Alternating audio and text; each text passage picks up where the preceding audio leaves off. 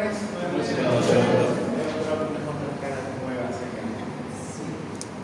el día de mañana le voy a pasar a su compañero el reajuste de la programación de todo el año en base a la aprobación que se ha hecho el día del Consejo de Carrera para que nos ajustemos en esos plazos. La programación sigue siendo la misma, ya les he mostrado que ya lo tengo todo organizado, pero más pasar de una fecha a otra. ¿Listo? Las clases prácticas comienzan el siguiente lunes y la teoría, bueno, a partir de hoy pasa. Y la teoría a partir de hoy día iniciamos ya sin parar. ¿Listo? La anterior semana hubo ya el inconveniente de la parte virtual, pero este que es el primer tema me parece a mí que es muy importante como para que lo hayamos dado por vía virtual. ¿Listo? Así que vamos a hablar de todo lo que es la sangre y hematopoiesis. ¿Ya? La sangre básicamente debería ser el río de la vida, ¿listo? Porque por ahí es donde circula todo el oxígeno, todos los nutrientes que ustedes ya conocen y a partir de la cual, ¿no es cierto?, nos oxigenamos nuestro cuerpo, llegan reguladores hormonales, llegan proteínas, minerales, absolutamente todo. Por lo tanto, la sangre no solamente sirve para transportar, sino regular y nos protege. A ver, ¿de qué creen que nos protege la sangre? ¿Ah? ¿De enfermedad nos protege la sangre? A través de sus componentes, que son dos grupos, por una parte los elementos formes, por otra parte el plasma, y dentro de los elementos formes están los glóbulos blancos. Los glóbulos blancos participan en el sistema, como parte del sistema inmunológico, por ese lado nos protegería, ¿no? Entonces vamos a explorar su vital importancia y los desafíos hematológicos globales. ¿Ya? ¿Qué vendría a ser la sangre? Un tejido conectivo que está contenido en el aparato circulatorio, corresponde a un cuarto de líquido intracelular y 7% del peso corporal. Las células sanguíneas básicamente son alrededor de 2 litros y básicamente dentro de las funciones sirve como vehículo para el transporte de oxígeno unido a la hemoglobina, los eritrocitos, transporte de dióxido de carbono en forma de carboxiemoglobina como bicarbonato en el plasma. ¿Cómo se llama el producto final de la célula? ¿Qué se hace? El dióxido de carbono, ¿no es cierto?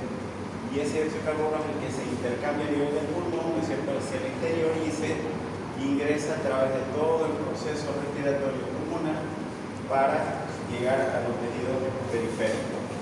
Es un regulador de la distribución del calor. ¿De qué forma? A ver, ¿quién me puede decir? Vasoconstricción en situaciones de frío y vasodilatación en situaciones de calor, ¿cierto? Muy bien. Entonces vamos siguiendo. Cuando nosotros tenemos algún tubo de ensayo, una muestra de sangre, entonces, y yo agarro y pregunto cuáles son los dos componentes de la sangre. Los dos componentes no es glóbulo rojo, los glóbulos plaquetas. Los dos grandes componentes son plasma y elementos formes, la parte líquida que se llama plasma y la parte, por así decirlo, sólido, más espesado de ese elemento forme. ¿Cuáles son los dos grandes componentes? Plasma y elementos formes. El plasma vendría a corresponder a aproximadamente el 45 al 50%. Y el resto son los elementos formes. Si agarramos y ponemos una media, podemos poner en un 50%. De ahí de que la relación plasma-globular se llama hematocrito. La relación plasma-globular se llama hematocrito. Y dentro de los elementos formes, aquí están los glóbulos rojos, los glóbulos blancos y las plaquetas. Los glóbulos rojos vendrían a ser ¿qué porcentaje? El 99.9%. ¿Listo? Y el restante 0.1% corresponde entre los glóbulos blancos y las plaquetas. No por nada, ¿no es cierto?, la coloración de la sangre es roja porque ocupa su mayor porcentaje, 99.9%.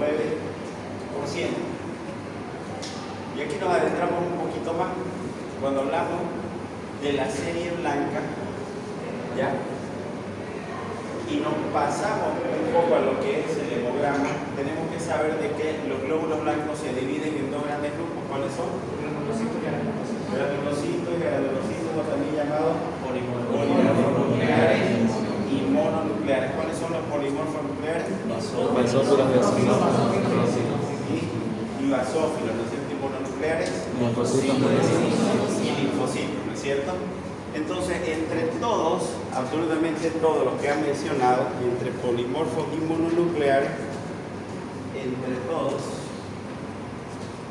entre los que son polimorfos nucleares y los que son mononucleares, acá neutrófilos, eosinófilos, basófilos, linfocitos, monocitos, entre todos vendrían a ser el 100%, ¿no es cierto?, de los glóbulos blancos.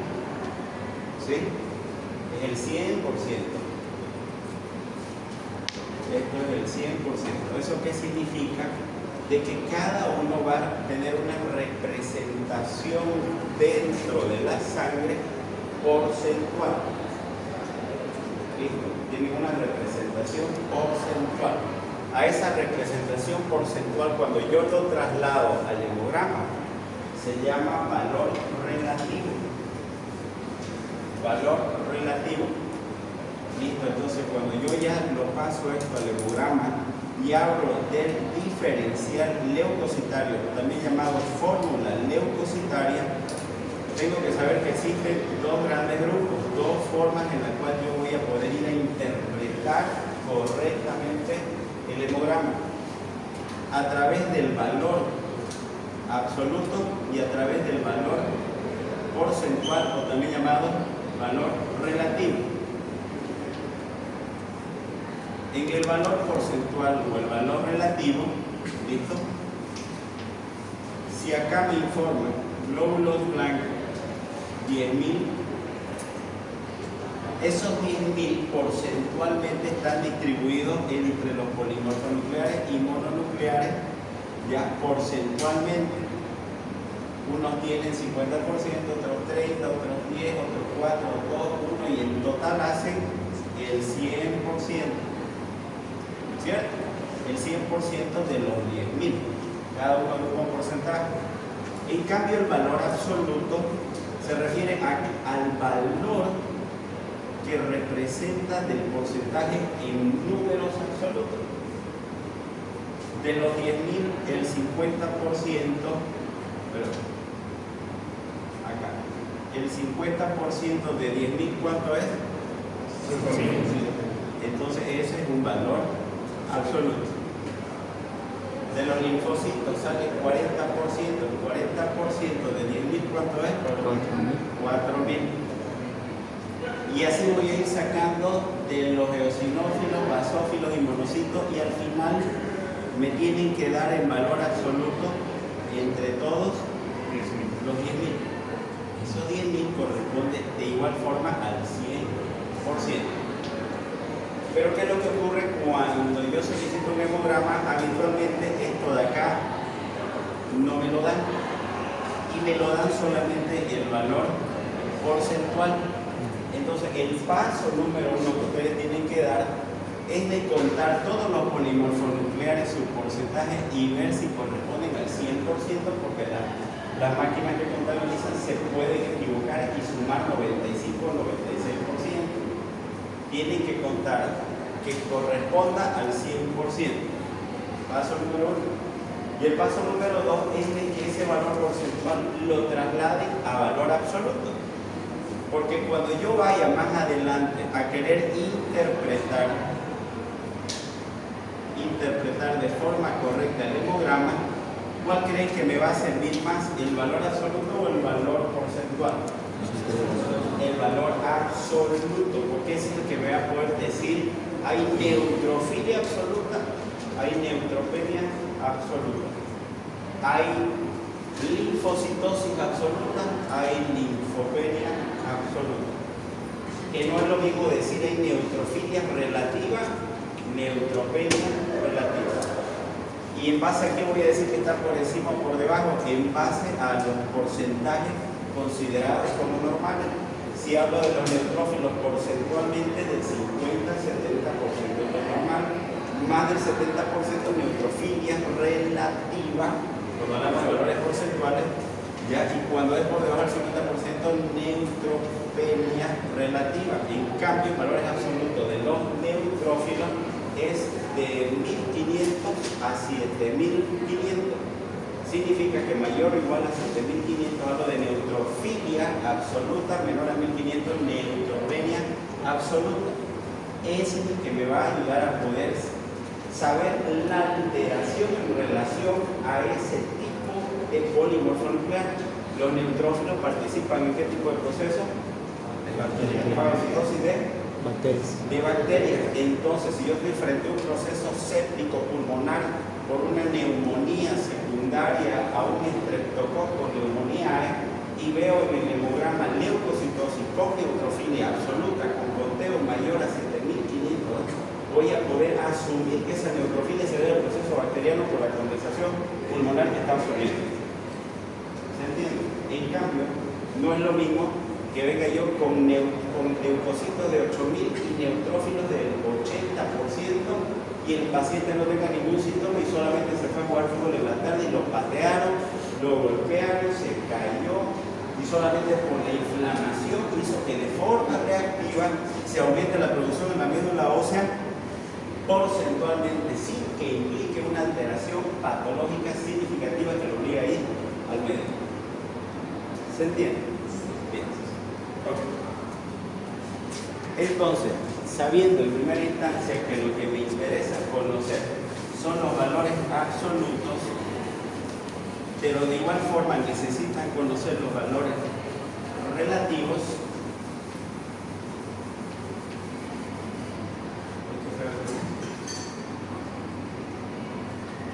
Entonces es de que ustedes en su portafolio, ¿listo? Como primera imagen que deben tener en su portafolio del hemograma, tienen que tener los valores normales del hemograma, donde está la serie roja, donde está la serie blanca y donde está la serie plaquetaria. Esos son los tres grandes componentes del elemento fórmico. Y tienen que hacer un diferencial entre lo que son los valores absolutos y los valores relativos. Que estos son habitualmente los porcentajes habituales en los que suelen llegar los hemogramas, pero estos son los valores absolutos en los cuales ustedes tienen que sacar de cada paciente. Vuelvo a repetir, ¿ya? Yo habitualmente cuando hablamos de la fórmula leucocitaria suelo utilizar este rango un poco más amplio, me entiendo yo hasta 11.000 y algunos libros pueden encontrarlo hasta 10.000. Yo prefiero utilizarlo hasta 11.000, soy un poco más flexible en ese sentido.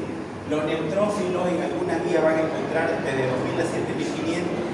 La mayoría está entre 1.500 y 7.500. Cuando hablamos de las neutropenias leves, moderadas o severas, toma en cuenta de 1.500 a 1.000, de 1.000 a 500 y de menor a 500. ¿Ya? Entonces, pero si alguien lo encuentra de 2.000 a 7.500, no me voy a pelear. Entonces está bien, vale, ¿ya? El resto de los parámetros, las linfopenias o linfocitos 1.000 a 4.000, monocitos de 200 a 1.000, eosinófilos hasta 500, basófilos de 0 hasta 200, algunos mayores a 100. Esto puede ser un poco relativo. Y las plaquetas de 150 a 450.000, ¿ya? Lo de la serie roja vamos a ir viendo eso más adelante, ¿listo? Pero esta es una idea de lo que ustedes tienen que tener impreso en su primera hoja en su portafolio. Todos tienen que salir dominando el hemograma y todos tienen que sacar valores absolutos y valores relativos, porque eso es lo que les voy a preguntar absolutamente todos los días. ¿Ya? Entonces, cuando hablamos de los componentes de la sangre, ya hemos visto que dentro de los elementos formes están glóbulos rojos, glóbulos blancos y las plaquetas. Y hemos dicho que las plaquetas agrupan qué porcentaje. Las plaquetas agrupan qué porcentaje. 0,1%. Junto con los glóbulos blancos el 0,1%. Y los glóbulos rojos es el 99,9%. 99,9%. ¿En sangre o en médula ósea? En sangre. En sangre, creo que se confunde. Cuando hablamos del plasma, que es la parte líquida de la sangre, ¿listo? Su principal componente es el agua. Entonces, ¿qué porcentaje hay agua en el plasma? 92. ¿En dónde? En el plasma, 92%.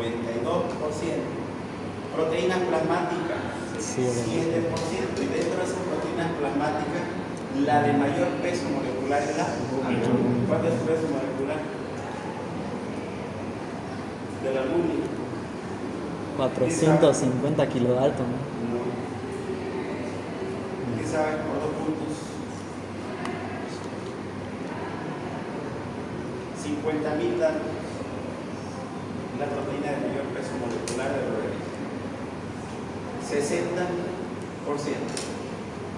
La albúmina me sirve para qué? ¿Qué significa eso?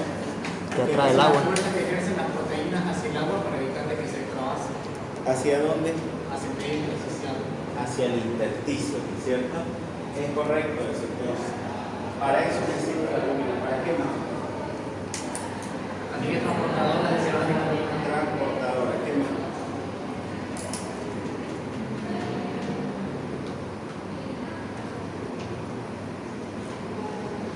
¿Para qué más sirve la albúmina? Transporte en general, ¿no es cierto? ¿Qué pasa si yo tengo una hipoalbuminemia y estoy recibiendo un tratamiento, por decirte, para la tuberculosis? Habrá más fármaco libre en sangre. Habrá más fármaco libre en sangre sin que llegue a tener su efecto en su sitio de acción, ¿cierto? Entonces, de ahí la importancia de que yo siempre mantenga mis proteínas plasmáticas, principalmente la albúmina, dentro del rango de normalidad o al menos mayor a 3.5, ¿ya? 60%. Las globulinas, 35% función inmune. Luego el fibrinógeno, que forma parte del sistema de coagulación, y otras proteínas regulatorias. Luego tenemos otros solutos orgánicos, entre ellos los electrolitos, sodio, potasio, calcio, magnesio, cloro, bicarbonato, otras usadas para la formación de ATP, etc. ¿Por qué es importante conocer esto de acá? La relación plasma-globular. ¿Por qué creen que es importante? ¿Tuvieran otro marcador para que no quede así? Determina la viscosidad de la sangre. ¿Alguien tuviera otro marcador para que no quede así? Tengo, doctor. Por favor. No sé cuál ahorrar mejor. ¿Qué habíamos dicho que se llama esta relación? Hematocrito. La relación plasma-globular se llama hematocrito. Entonces, si analizamos y decimos acá que el plasma, su principal componente es agua, ¿en qué porcentaje? Y acá el principal componente de los glóbulos rojos, 9%. Entonces, ¿qué podemos concluir de esto? Que las variaciones en la concentración de agua dentro del plasma van a interferir directamente con mi valor del hematocrito. Por lo tanto, el hematocrito se convierte en un marcador indirecto de hidratación en mi organismo. Y yo puedo tener dos grandes alteraciones en relación a las variaciones del agua dentro del plasma. ¿Listo? Normalmente habíamos dicho que acá es 50 y 50%, ¿cierto? ¿Qué pasa si fuera así? Donde este es mi plasma y esta es la parte globular. Donde la relación plasma-globular está disminuida o está aumentada. La parte globular está aumentada, ¿no es cierto?, en relación al plasma, ¿no es cierto? Entonces, ¿acá qué va a ocurrir con el hematocrito? Se va a aumentar. A la relación plasma-globular que está aumentada se llama estado de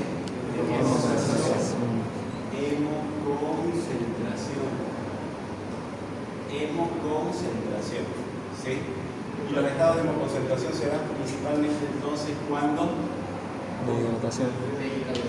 se ha perdido líquido. ¿En qué situaciones puede haber perdido líquido? Diarrea, vómito, ¿qué más? Fiebre. Fiebre, ¿sí? Hemorragias, etc. ¿No es cierto? Toda situación que haga que pierda líquido mi organismo me va a llevar a un estado de concentración, o si no, fuga también al tercer espacio, ¿no es cierto? Por fuga, un ejemplo de fuga, o dos ejemplos. Por cirrosis hepática. Dengue y pancreatitis. Entonces en estos casos el hematocrito va a estar normal. Resulta que cuando llega el paciente, llega acá con un hematocrito del 55%. Y resulta que el hematocrito es 3 veces más que el valor de la hemoglobina. Entonces si mi hematocrito está a 55, mi hemoglobina aproximadamente ¿cuánto estará? ¿Cuánto? 17. Más o menos 17.5 por ahí, ¿no? Gramos por decilitro. Bien, llega el paciente así, el primer laboratorio que llega es ese, y el paciente le dice: he tenido vómito, he tenido diarrea, he tenido fiebre, no puedo tomar líquido porque todo lo vomito, y llega con un hematocrito así de estas características. ¿Listo? Y de repente ustedes acá toman una conducta, y la conducta inteligente que toman es hidratar al paciente. Y después que lo hidratan al paciente, agarran, le hacen un nuevo laboratorio las 24 o 48 horas y su hematocrito baja al 45% y la hemoglobina baja al 15 gramos. Si ustedes no supieran esto y vieran este descenso de 55, 45, 17.5 a 15, ¿qué pensarían? Está sangrando, pero como ustedes están en medicina interna ahora, saben que en realidad está volviendo a su estado de equilibrio. ¿Por qué? Porque otra vez volví a llenar mi plasma de líquido y por lo tanto se volvió a regular la relación plasma-globular. ¿Se entiende? Fácil, ¿no? Nos vamos al otro extremo. Y resulta que el paciente está así. Esta es la parte del plasma y esta es la parte globular. Aquí normalmente debo tener yo un 92%, pero resulta que el paciente está lleno de líquido. Y como está más lleno de líquido, entonces hace notar o hace parecer que la región globular está más bien reducida en relación a la gran cantidad de líquido que tiene. A esto se llaman estados de hemodifusión. Muy bien. Ejemplos.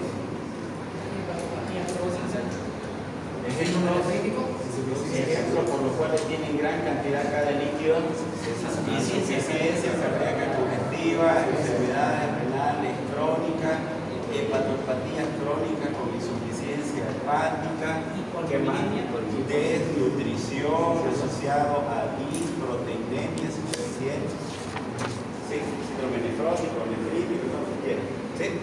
Tiene un exceso de líquido. Y como tiene un exceso acá de líquido, entonces la relación plasma-globular a través del hematocrito se alteró y en vez de estar aquí 45, estaba en 40 y acá la hemoglobina comenzó a estar alrededor de 13, más o menos, 13.5. Y resulta que como ustedes son muy inteligentes, agarraron y dijeron: bueno, este paciente está sobrecargado de líquido, está en anasarca, tiene derrame pleural, ¿listo? Decidieron darle ¿qué cosa?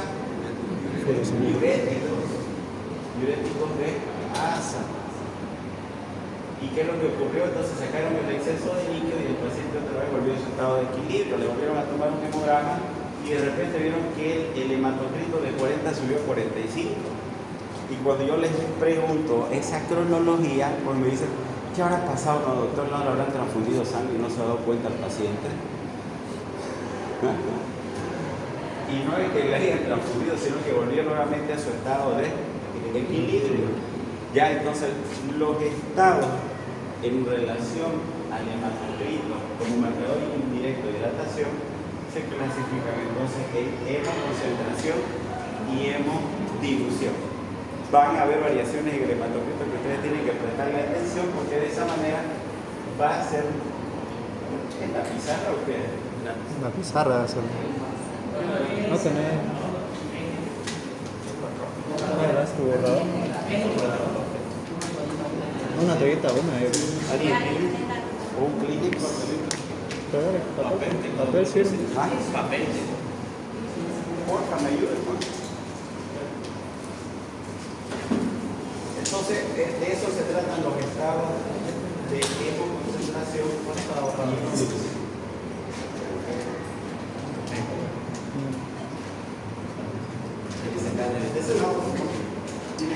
Esa es la única que hay. Ya no vamos a poder utilizar acá. ¿Alguna pregunta hasta acá que tengan? Doctor, en el embarazo también puede haber evolución. ¿En qué caso? En el embarazo. ¿Por qué tendría que haber modificación? ¿Se refiere al líquido amniótico? ¿Se refiere por el líquido amniótico? ¿Qué dice? ¿Es una condición patológica? No. Entonces no tendría que haber, ¿no? Porque hay un proceso de adaptación. Bien. Ok. Sabido aquello, entonces sigamos. Vamos a entrar a lo que es entonces la hematopoiesis. ¿Qué vendría a ser la hematopoiesis? Es un mecanismo fisiológico responsable, ¿ya?, de la formación continua de los distintos elementos formes de la sangre que hacen que se mantenga dentro de los límites considerados como normales, y que no solamente eso, sino que también en los tiempos adecuados son liberados a la circulación sanguínea para que vayan y cumplan su efecto donde corresponde. ¿Ya? Entonces es como que si la médula ósea fuera una escuela, ¿no es cierto?, que te recibe desde pre-kinder, vas creciendo, vas madurando, ya te hace pasar por el colegio y además de forma continua te hace especializarte en la universidad de forma continua. ¿Ya? Entonces es por eso que pasa por tres procesos fundamentales: proliferación, diferenciación y maduración. La proliferación no es más que la división celular a través de la mitosis. La diferenciación es cual se va a distinguir una célula con igual contenido genético. Uno va a ser neutrófilo, otro va a ser basófilo, y la maduración es van a ir cada línea, ¿no es cierto?, adquiriendo facultades específicas. Ya yo sé que voy a ser varón, ya yo sé que la otra persona va a ser femenina, ¿no es cierto?, y van a ir madurando a lo largo del tiempo, ¿cierto? Entonces, proliferación, diferenciación y maduración. Localizaciones anatómicas del sistema hematopoiético a partir de la tercera semana dentro del saco intermedial. La primera serie que se forma es el eritroide. Luego, a partir de la sexta semana, el hígado y el vaso toman protagonismo en la formación de la serie eritroide, granulocítica y megacariocítica. A partir de las 11 semanas, ya la médula ósea, y ya cuando nace el bebé, a partir de los 2 años, la médula ósea comienza a ser activa, produciendo en todos los huesos. En un adulto joven, habitualmente son dos lugares donde hay mayor formación de elementos formes. Uno es a nivel del esternón y otro es a nivel de la pelvis, que son los lugares habitualmente donde se suelen realizar las punciones aspirativas de médula ósea o las biopsia. ¿Listo? Entonces este debería ser el orden cronológico. Bueno, la médula ósea, ¿qué vendría a ser? Entonces un tejido blando que está contenido en un estuche óseo que va a ceder las células hematopoiéticas más maduras a la circulación en los momentos adecuados, las cuales van a completar su maduración en el árbol vascular o en los tejidos. Es parte del proceso de la hematopoiesis. La hematopoiesis va a ser la formación continua de estos elementos formes. ¿En dónde va a ser? En la médula ósea. ¿Dónde se va a formar el embrión? En el embrión, ¿dónde se forma? En las Primero trompas de falopio. en las trompas y luego continúan, ¿no es En el cierto?, útero. en el útero, se forma la placenta, etc. O sea, significa que es el lugar específico, ¿no? ¿no? Aquellos embarazos ectópicos, ¿será que progresan hasta el final? No, no es cierto. Entonces, habitualmente hablamos hematopoiesis intramedular y hablamos hematopoiesis también extramedular. Extramedular cuando no se cumple, cuando quiere mi organismo hacer que las células sanguíneas se formen en otro lugar que no es el lugar adecuado, que es la médula ósea, más claro que el vaso. La hematopoiesis extramedular en algunas situaciones puede producirse en el vaso, pero como no es el lugar adecuado, no reúne la característica necesaria, entonces fracasa en su intento de querer producir glóbulos rojos, glóbulos blancos, plaquetas. Es por eso que el único lugar donde se puede pasar por estos tres procesos de diferenciación es la médula ósea. Y cuando ya están listos, ¿no es cierto?, va a agarrar y lo va a sacar, le va a abrir la puertita y lo va a liberar al tejido circulatorio. Y le va a decir, bueno, ya vaya a hacer su función donde corresponde o vaya a terminar de madurar para después ir a quedarse quietito en un lugar. Un ejemplo, los linfocitos B salen inmaduros y van al timo, maduran y de ahí se van a estacionar ¿a dónde? Al tejido linfático, ¿cierto? Ese es el circuito que sigue. En cambio, los glóbulos rojos, bueno, dicen, ¿no es cierto?, te vas a convertir en 24 a 48 horas en reticulocito y después de reticulocito te vas a convertir en un rojo y vas a circular por todo el sistema circulatorio, lanzado al torrente circulatorio. Esto es lo más hermoso y no quiero que se equivoquen. Presten mucha atención porque a partir de acá quien comprende esto comprende el resto de la materia. ¿Cuáles son los dos compartimientos actualmente que existen dentro de la médula ósea? En ese estuche donde se va a producir la hematopoiesis. Los dos grandes compartimientos son de la célula mieloide y de la célula linfoide.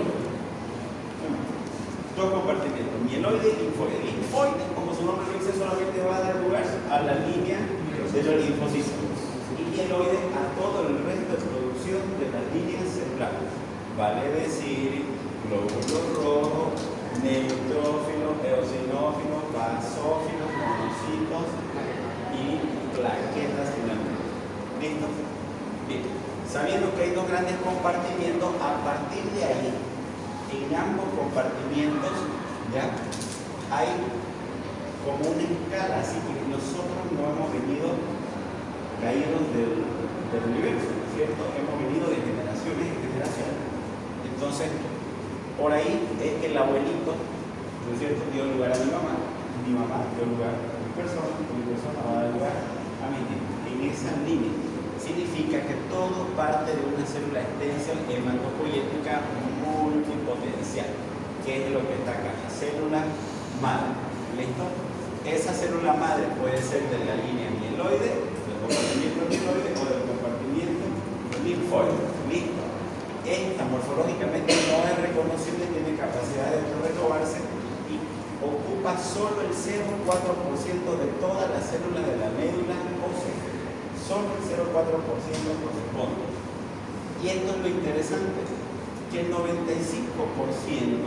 está inactivo y solo el 5% está activo.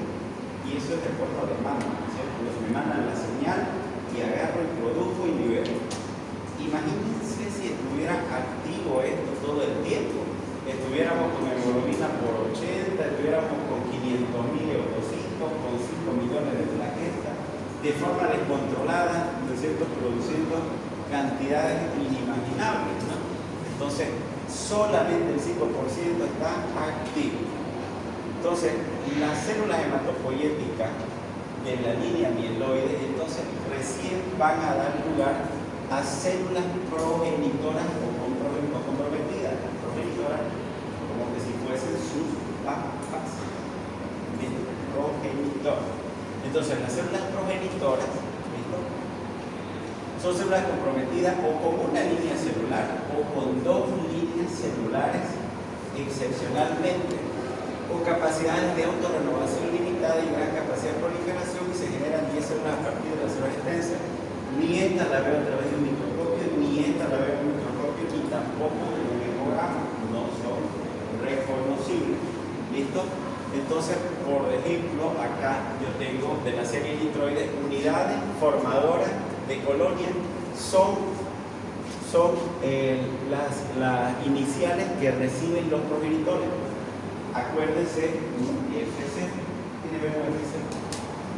Artes marciales mixtas, ¿se acuerdan de eso? Entonces, para que sepan, unidades formadoras de colonias grandes, unidades formadoras de colonias pequeñas, y cuando vean un guión ahí dice de qué tipo de célula es, en este caso de la serie eritroide.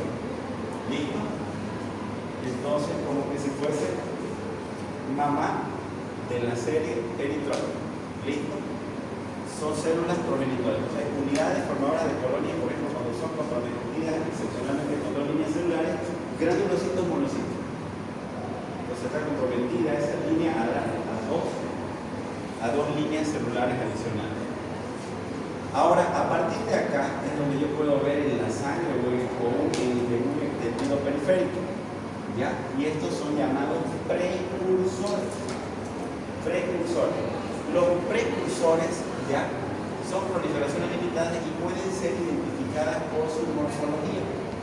Los precursores tienen el sufijo blasto y es la forma como ustedes pueden reconocerlo. Cuando ustedes ven el sufijo blasto, están hablando de precursores. Si hablamos de la serie eritroide, entonces está el pronormoblasto, normoblasto basófilo, normoblasto policromatófilo, normoblasto ortocromático, ¿listo? Y eso vendrían a ser sus precursores de esa línea eritroide.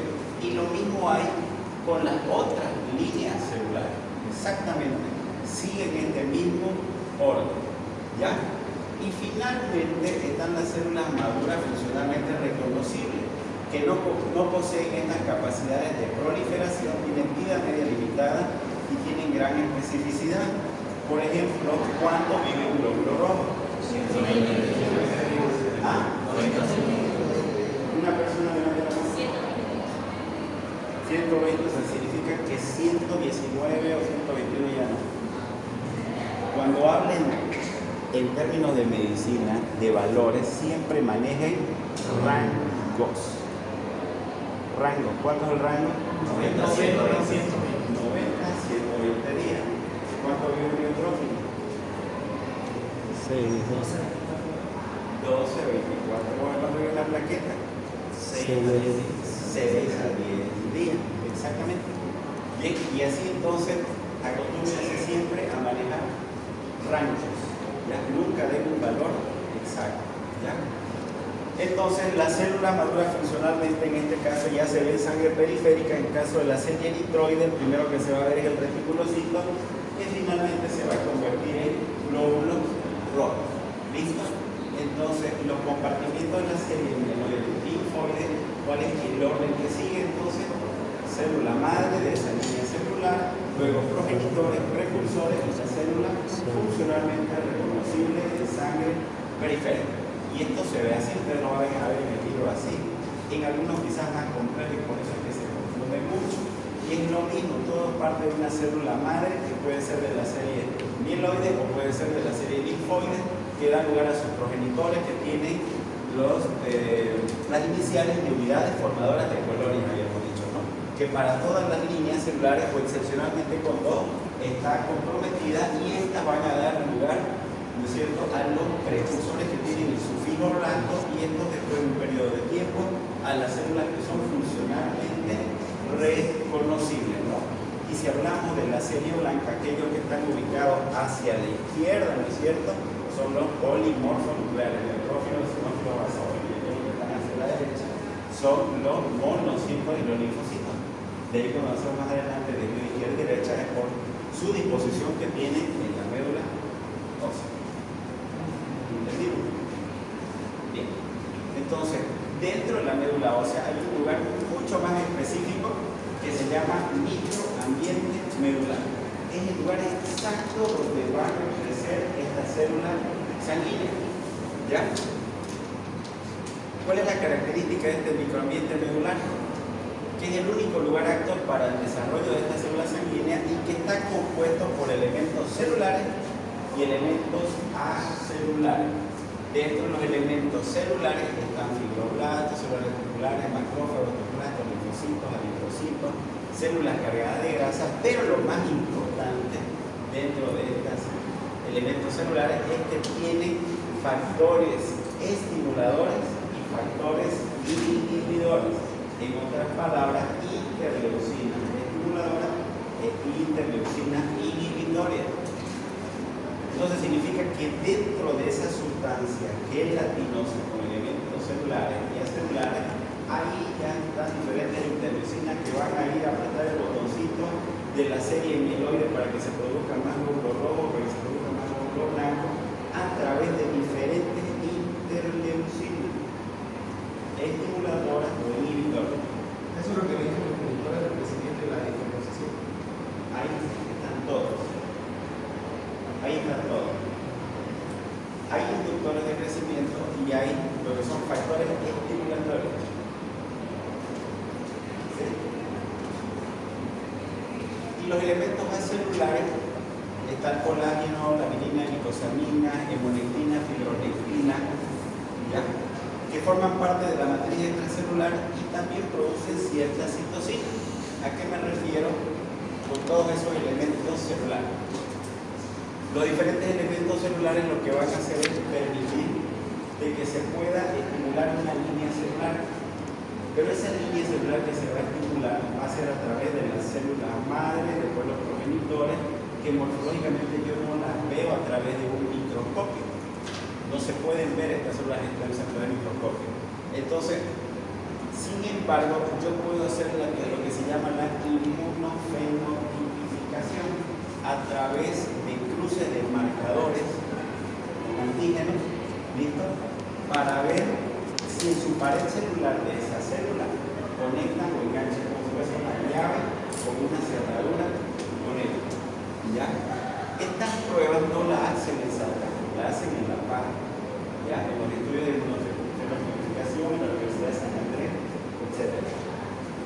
En las leucemias, por ejemplo, cuando yo quiero ponerle el término leucemia mieloide aguda N3, ya, promielocítica, que tiene ese nombre, significa que yo tuve que hacer una biopsia medular, tuve que mandar a La Paz y hacer inmunofenotipificación y que mis marcadores CD13, CD33 me salgan positivos y además el HLA-DR3 para decir que es mieloide M3. Entonces ya les llega directamente el informe de allá para ver a qué células fueron lo que hubo la reacción. ¿Ya? Es la única forma a partir de la cual yo puedo identificar exactamente a qué tipo de célula corresponde, hablando de la médula ósea. ¿Listo?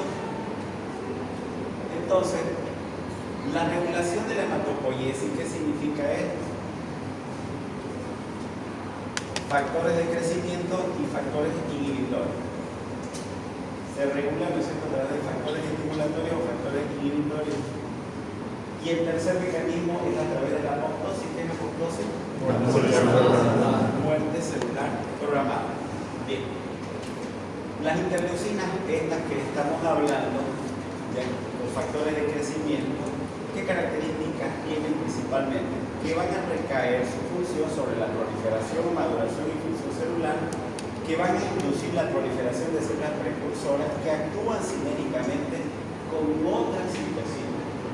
Cuando yo voy a hablar más adelante de linfopoiesis, eritropoiesis, ¿ya?, megacariopoiesis, más específicamente de una línea celular, todo va a partir de una célula madre. ¿Quién va a estimularla o inhibirla a esa célula madre? Interleucina. ¿Cuáles son las que participan inicialmente? Entonces, de eso se trata porque actúan sinérgicamente una con otra. Ya van a ir comprendiendo más adelante. Muchos de los genes que codifican estos factores de interleucina se encuentran en el cromosoma 5. ¿Qué significa? Si yo no tuviera el cromosoma 5, ¿qué pasaría entonces? Muy bien. No habría factores de crecimiento. Entonces, por lo tanto, miren acá.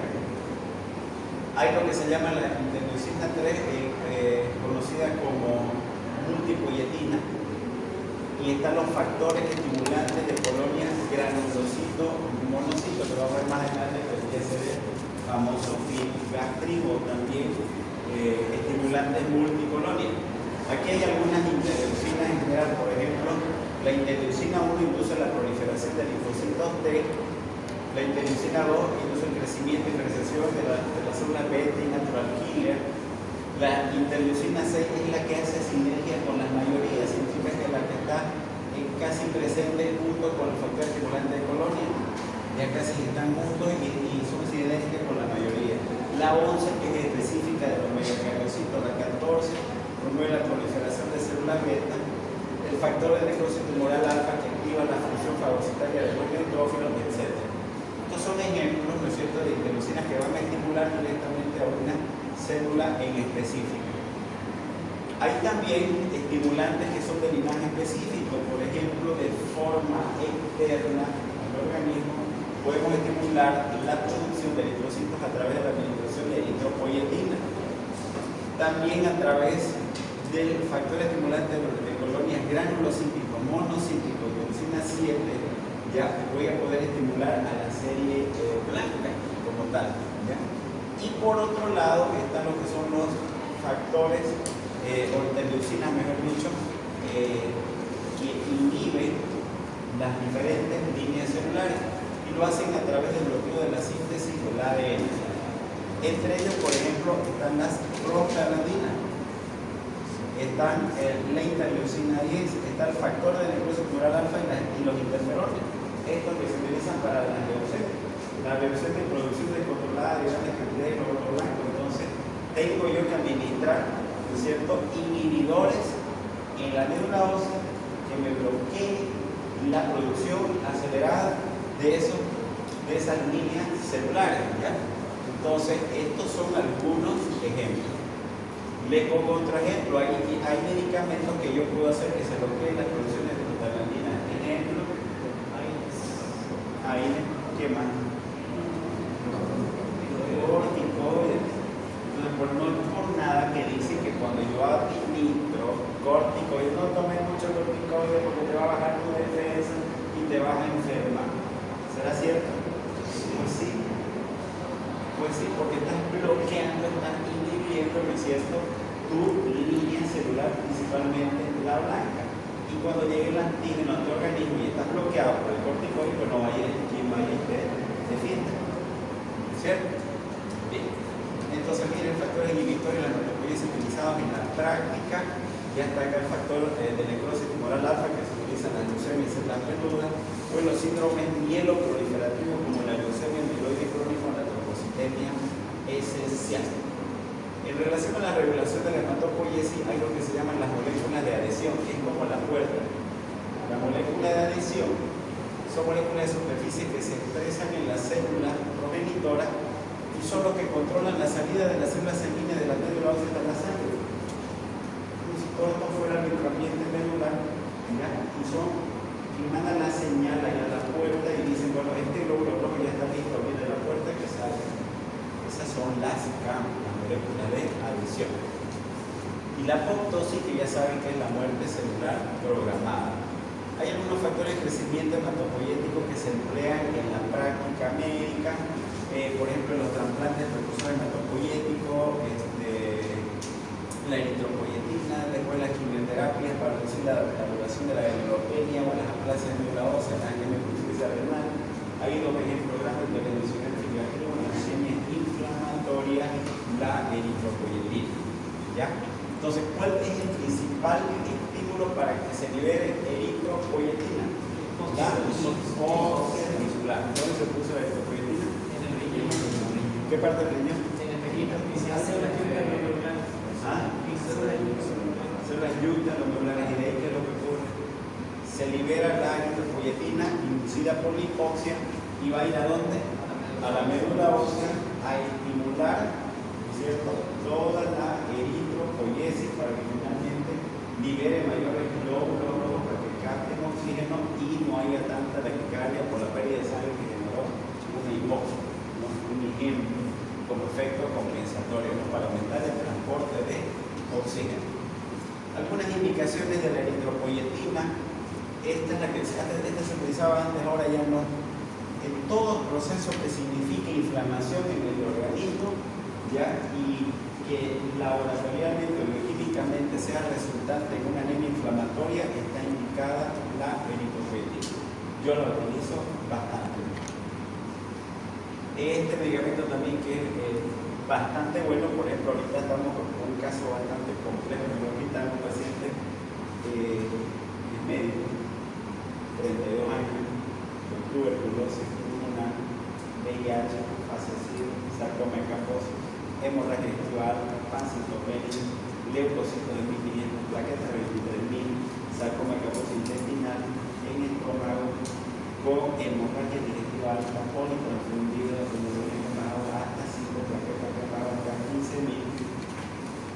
O sea, puedo seguir. Ya, o sea, es bien aparatoso. Entonces, se le ha iniciado el filatrico como una medida auxiliar para que se estimule la médula ósea y de forma temporal mientras está con su tratamiento antirretroviral está ocasionando una plasia medular, pueda compensar la liberación de más glóbulos blancos y un poquito más de plaquetas altamente circulatorias.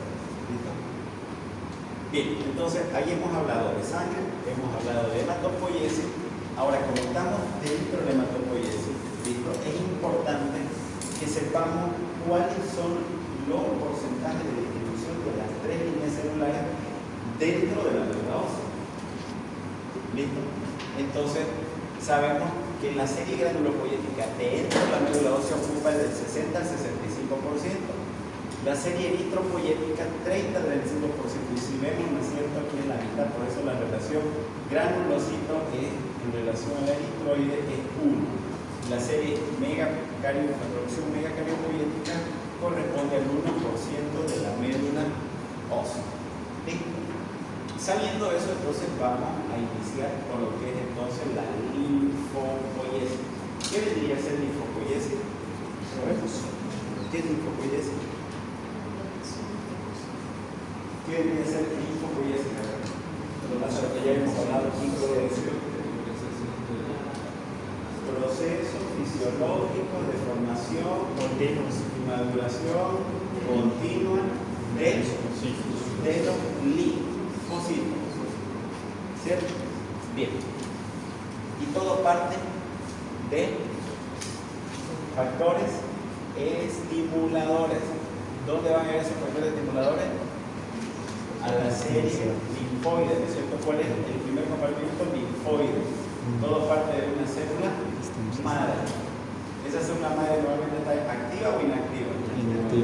¿Inactiva qué porcentaje? ¿Qué porcentaje ocupan las células madres en la célula ósea? 0,3%. Y está inactivo el 5%. Entonces, a partir de estas interleucinas que están inactivas, va a ser que se activen. Y cuando se activa gracias a la interleucina 3, factor estimulante de colega, interleucina 6, que todas actuaron sinérgicamente, van a comenzar a diferenciarse. Entonces la 3 y la 2 van a ser de que específicamente den lugar a la unidad colonia de la serie linfoide, que este vendría a ser entonces su progenitor. Y ese progenitor va a ser de que a través de la interleucina ya se comiencen a diferenciar. Vos vas a hacer linfocito B y vos vas a hacer linfocito T, ¿no? Entonces, a partir de la interleucina 4 es donde van a salir lo que se llaman ya sus precursores, y el precursor se llama linfoblasto. Y hay linfoblasto para el linfocito B y linfoblasto para el linfocito T. Ese va a dar lugar al prolinfocito para el linfocito B y para el linfocito T. Y luego va a dar lugar a prolinfocitos grandes y pequeños. Y finalmente, ese prolinfocito se va a convertir en linfocito B. Ese linfocito B va a salir de la médula ósea y se va a ir al timo a terminar de madurar. Y después de que termine de madurar, recién se va a ir al tejido linfático, ¿cierto? Y allá en el tejido linfático se va a acomodar como linfocito B y como plasmocito. ¿Listo? Entonces, miren, este es el recorrido actual. ¿No? En la médula ósea salen como linfocitos pre-T, ¿no es cierto? Van al timo, se convierte en linfocito T y y de ahí recién pasan al tejido linfoide. En cambio, el linfocito B pasa directamente al tejido linfoide. ¿Ya? Entonces, de ahí que es importante que sepamos también un poquito lo que es el tejido linfoide. ¿Alguien sabe qué es el tejido linfoide?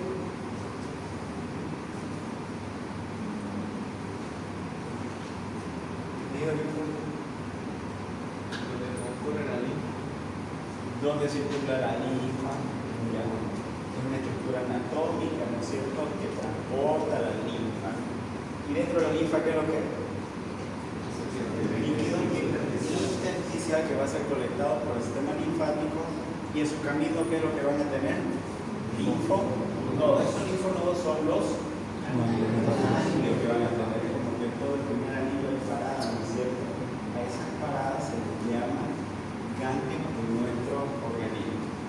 Algunos le llaman linfonodo, otros le llaman ganglio linfático, ¿cierto? Entonces, ¿para qué sirven estos linfonodos? Para arrastrar toda la linfa que está sucia y que trae proteínas, que trae parásitos, etc.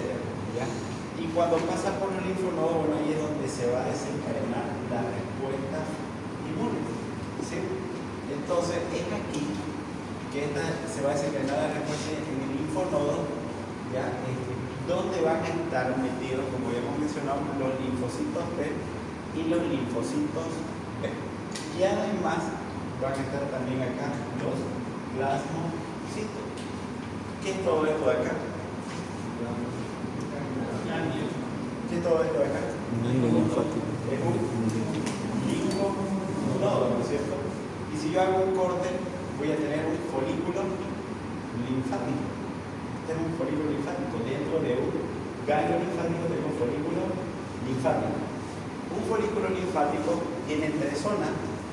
Una zona marginal, que acá lo ven en amarillo, una zona del manto en verde y un centro germinativo.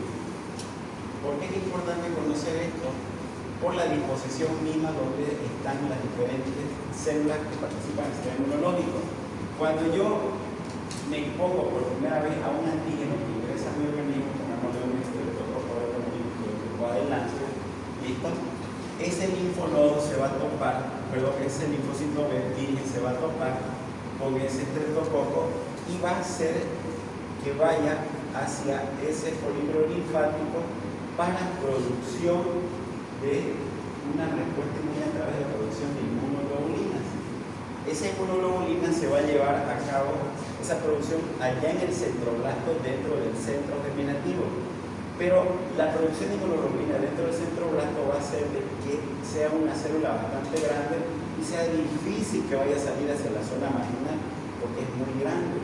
Entonces va a reducir su contenido hacia un centrocito. Y este centrocito es el que va a ir hacia el centro germinativo y va a crear lo que se llama las células de memoria, los linfocitos B de memoria.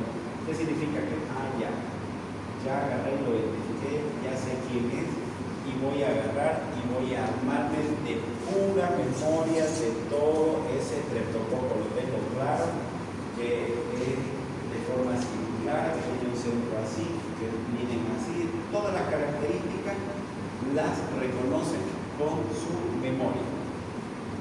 De ahí la importancia de que cuando por segunda vez me expongo al mismo antígeno, ya mi organismo rápidamente lo reconoció y ya tengo acá en mi zona marginal, varios anticuerpos, varias inmunoglobulinas ya producidas para directamente la atacar. ¿Cómo se va a manifestar eso en mi organismo? A través de que la segunda vez que se expone, yo me enfermo más fuerte. Si primero tuve un resfrío muy leve, la segunda vez que me ponga va a ser mucho más fuerte porque ya mi organismo tuvo la capacidad para reconocerlo y con más fuerza va a reaccionar mi organismo. En cambio, la primera vez tiene que producir todavía la hemoglobina, el lento, y sigue 5 o 7 días. En cambio, cuando por segunda vez me pongo, los primeros 2 días son tremendamente fuertes y me pueden tirar a la cama por frío, pero a partir del tercer día ya van a decir 100 puntos. De eso se trata mi respuesta inmunológica con los linfocitos B de memoria. Ahora tenemos un tejido linfático asociado a la mucosa, a toda la parte interna de nuestro organismo, tanto en la parte bronquial, peritoneal, genitourinaria, etc. De la mucosa gástrica, todo que haya mucosa, ya, entonces tenemos tejido linfático. ¿Por qué es importante conocerlo esto? Porque este tejido linfático puede alterarse si tiene dos características. Uno, si tiene ausencia del gen P54 o P53, por ejemplo, y si tiene un factor condicionante. Por ejemplo, la ausencia del gen P53 asociado al consumo de cigarro me puede producir un linfoma bronquial.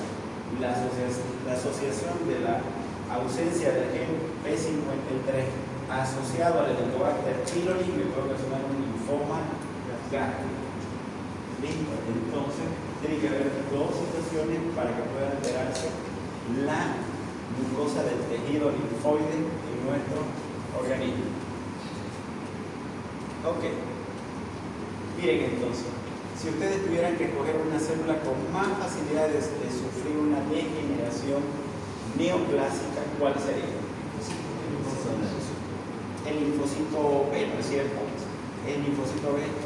Porque este linfocito B primero se convierte en un centroblasto. Y aunque cueste creerlo, cuando ustedes tienen una faringoamigdalitis y se palpan el ganglio que está aumentado de tamaño y les duele, lo que está aumentado es su centroblasto. ¿Cierto? ¿Ya? No por nada, cuando hablamos de generación neoplásica y de tejido linfoide, estamos hablando de los linfomas. 80% son de la estirpe B y 20% son de los linfomas, se clasifican de esa manera. El 80% son linfomas tipo B y 20% linfomas T. ¿Ya? Entonces, por esta característica, ustedes ya más adelante van a ver que los linfomas obviamente se caracterizan por aumento de los ganglios linfáticos, ¿cierto? Entonces, el linfocito B es el que tiene mayor capacidad de degeneración neoplásica. Muy bien. Seguimos entonces. Ahora hablando un poquito ya en sí de lo que es la serie linfoide y lo que podemos ver en el microscopio, ya hay algunas anomalías que me pueden hacer pensar en ciertas patologías cuando yo reviso el microscopio. Por ejemplo, hay tres alteraciones: granulaciones de Rayleigh, vascularización y linfocitos activados. De los tres, si me preguntan cuál es el que he visto más casos y el que es más frecuente, son los linfocitos T activados. Linfocitos T activados, linfocitos estimulados, que es lo mismo, ¿listo? Dependiendo del laboratorio le van a dar cualquiera de los dos términos. Tienen que hacerlos pensar a ustedes en enfermedades virales como los síndromes mononucleósicos. Agarran, tienen el hemograma y abajito le van a poner nota. Se observan linfocitos activados. ¡Ting! Le prenden la campanita a ustedes a su cabecita y dicen, ah, ya, entonces este es un proceso viral y dentro debe haber un virus que está dentro de un síndrome mononucleósico. ¿Listo? Entonces, dentro de las alteraciones cuantitativas, cuando hablamos cuantitativas estamos hablando de valores absolutos. Entonces hablamos de que hay una linfocitosis cuando es mayor a 4.000 y linfopenia cuando es menos de 1.000. ¿Ok? Yo puedo tener dos grandes grupos para que se entiendan, para que ustedes lo puedan comprender mejor. Podemos tener causas primarias, donde su otro nombre también son causas centrales. Podemos tener causas reactivas, donde su otro nombre pueden ser causas secundarias. ¿Qué significa esto? ¿Dónde se producen los glóbulos blancos? Médula número 2. Entonces, el lugar primario es donde se produce. ¿Listo? Entonces, causas primarias o causas centrales de una linfocitosis, neoplasia linfocítica, leucemia linfocítica aguda, leucemia linfocítica crónica, tripoleucemia, leucemia de células peludas o leucemia de linfocitos grandes. Y causas reactivas o secundarias, aquí están los síndromes mononucleósicos que vimos que forman parte de los linfocitos T activados. ¿Cuáles son esas enfermedades que están dentro de un síndrome multiflósico. Podrá ser un esteimar, un citomegalovirus, un toxoplasma, puede ser SIDA, herpes, varicela, rubiola, adenovirus, hepatitis, cualquiera de aquellos. Entonces, decir tiene linfocitosis, no es más decir tiene linfocitosis y ya dele su paracetamol. Yo debo investigar, profundizar hasta la causa, hasta el origen. Por eso mismo estamos comenzando a ver con la serie blanca dentro del hemograma, ¿no? Entonces no es tan sencillo. Hay lo que se llama la linfocitosis persistente también. Trastornos autoinmunes, cáncer, tabaco, inflamación crónica, sarcoidosis o poesplenectomía o los pulmones, o linfocitosis por estrés, fallo cardíaco, shock cardiogénico o insuficiencia cardíaca, puede liberar la médula ósea mayor cantidad de linfocitos. Puede liberar mayor cantidad de linfocitos. ¿Ya? Entonces, de todo esto, ¿qué es lo más común de causas de linfocitosis? El síndrome mononucleosis. Por lo tanto, tendrán que investigar a cuál de estos procesos virales corresponde esa linfocitosis. ¿Listo? Y causas de linfopenia son tres grupos: causas hereditarias, adquiridas o idiopáticas, que lo estudiaste al final y no supiste cuál era. Inmunodeficiencia congénita, adquiridas acá, la principal, anemia plásica. Y la anemia plásica puede ser por enfermedades infecciosas que pueden ser virales o bacterianas. Y dentro de las causas virales está el SIDA, hepatitis, influenza, herpes, bacteriana, tuberculosis, diarrea, sepsis. Se recuerda que les mencioné hace poco del paciente que está internado y que es probable que lo vean ustedes la siguiente semana, ya lo venimos batallando por 3 semanas. Él tiene SIDA y tuberculosis. Tiene estas dos situaciones. Sus leucos son 1500.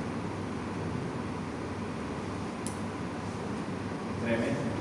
Y lo otro que les mencionamos hace un momento, factores inhibitores, glucocorticoides, tengan mucho cuidado, no por nada, imagínense, ustedes saben que todos hemos pasado por una tuberculosis primaria, ¿cierto? En la infancia, y que gracias al COVID y a la administración indiscriminada de corticoides durante ese periodo de la pandemia, y muchos médicos que agarraron y dieron lo que llamaban la pulsoterapia, ¿han escuchado?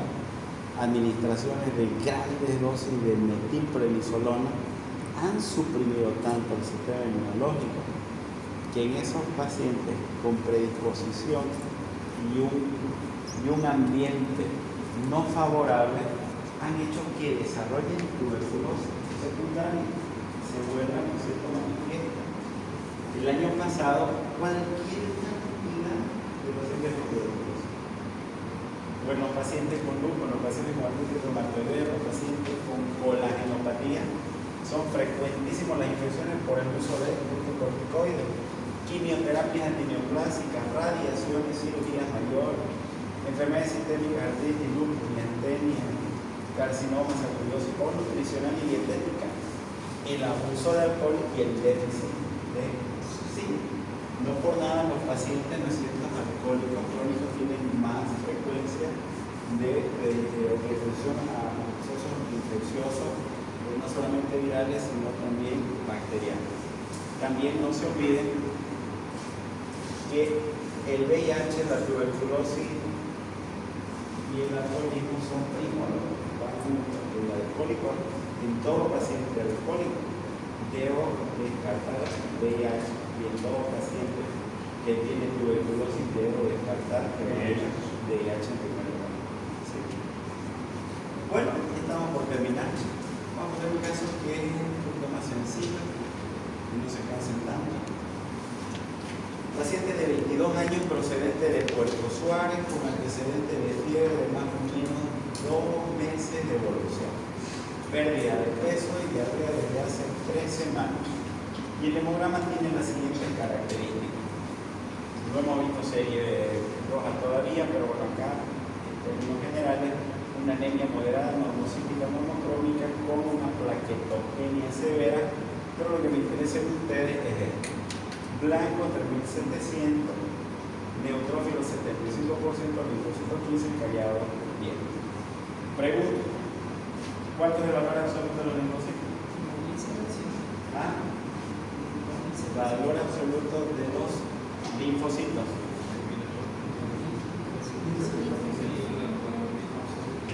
Valor absoluto de los linfocitos. ¿Cuánto es el 15% de 3700?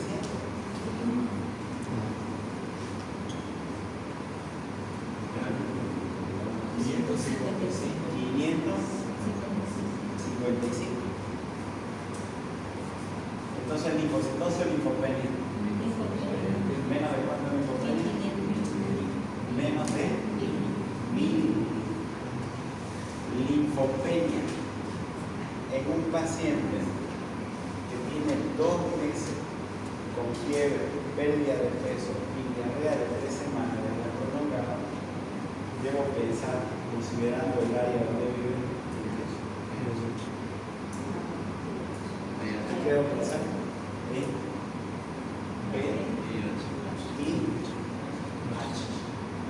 Si agarro y yo interpreto de forma completa el hemograma, voy a decir que hay anemia, hay plaquetopenia, hay leucopenia, si junto los tres en una parasitopenia. Y esa parasitopenia puede ser una aplasia neural. Y esa aplasia deberá ser parte de una linfocitosis, linfopenia secundaria a una aplasia neural por VIH. Entonces todo tiene una relación. Paciente 14 años de edad, procedente de organización, cotoca, 4 días de evolución, viene al consultorio por fiebre, atrás y mialgia, cefalea. Estos cuadros síntomas son sistémicos y son propios de procesos virales. Y al examen físico hay que detectar miembros inferiores con un eritema generalizado.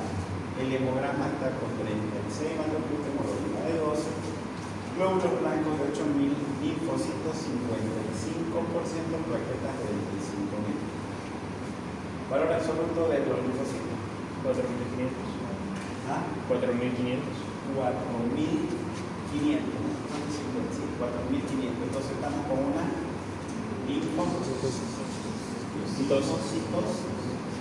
linfocitosis asociada a plaquetopenia, protectia, manifestaciones sistémicas, lo más probable es que sea en este caso, ¿no? Muy bien. Y para terminar, acá les traigo un versículo para que siempre lo recuerden, chicos. Están siempre gozosos, porque yo no quiero verlos tristes, no quiero verlos decaídos, siempre con gozo. El Señor ha permitido que ustedes de alguna forma lleguen hasta acá, a esta clase, y no es por nada. Y siempre estén orando sin cesar. La palabra dice: si estás triste, ora. Si estás feliz, alaba. ¿Listo? Pues no se olviden de eso. ¿Por qué? Porque esta es la voluntad de Dios para que todos nosotros que estamos en Cristo Jesús. Bueno, Dios nos bendiga infinitamente. Aquí nos acabó la clase de hoy día. ¿Ya? El día jueves. El día jueves, ¿cuál es la clase? Vamos a avanzar. ¿Quién se acuerda? Granulo poiesis, megacario poiesis. ¿Ya? Vamos a terminar eso. Todo lo que es la serie blanca y la serie plaquetaria. Así que no se lo pierdan. Bueno.